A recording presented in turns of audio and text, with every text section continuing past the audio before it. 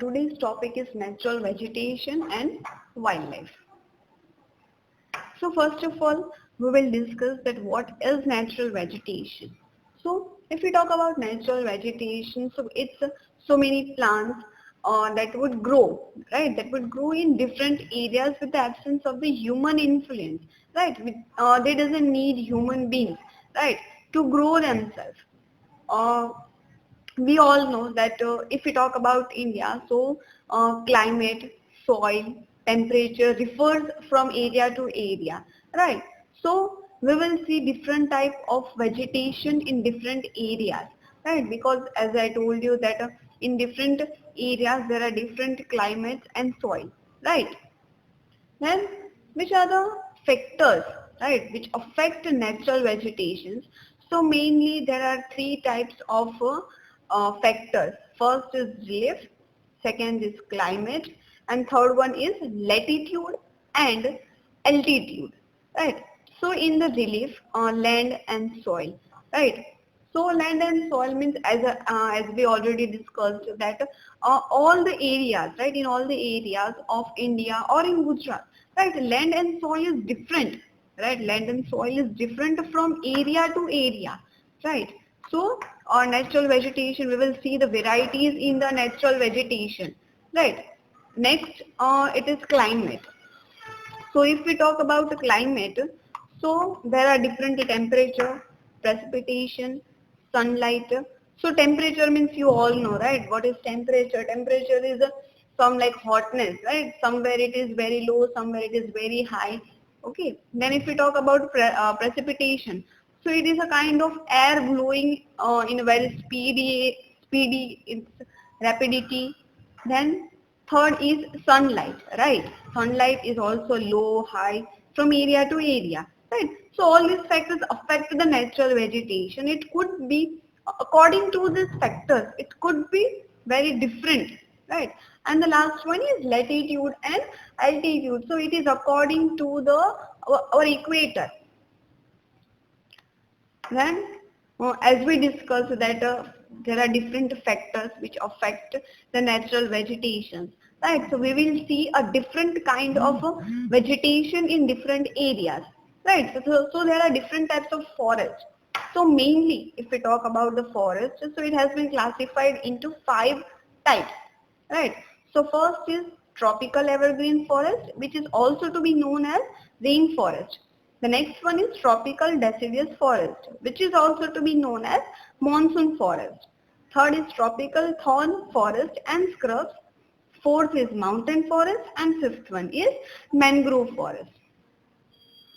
So here natural vegetations, one picture is given map. In this map you will be able to see the different vegetations areas, different forests you will be able to see. Now one by one we will discuss about all the kinds of forest. So first one is tropical evergreen forest. As the name is, it's evergreen forest. So we'll be able to know that evergreen forest means it would be evergreen throughout the year, right? So this kind of forest will be occur in the region which is nearest to the equator, right? And it is also known as tropical rainforest. Here some examples of trees has been given which is grow in the tropical evergreen forest like rosewood, ebony, mahogany, etc. Right? And some more here, but the famous one is written. Then as we discussed that this is tropical evergreen forest, right? So this kinds of forest will remain evergreen throughout the year, right? Next one is tropical deciduous forest. This kind of forest is also known as monsoon forest. The trees which is there in this deciduous forest shed their leaves all together in the dry season. Okay, for what purpose? To conserve water. They are conserving water through their leaves in the dry season.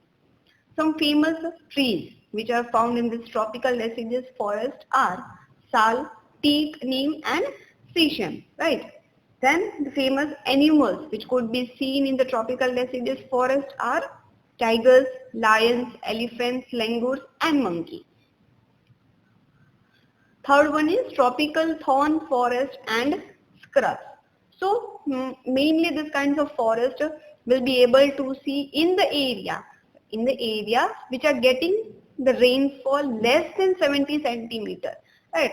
Some example has been given where we will found this kind of forest in majority we will found this kind of forest in Rajasthan, Gujarat, Madhya Pradesh, etc.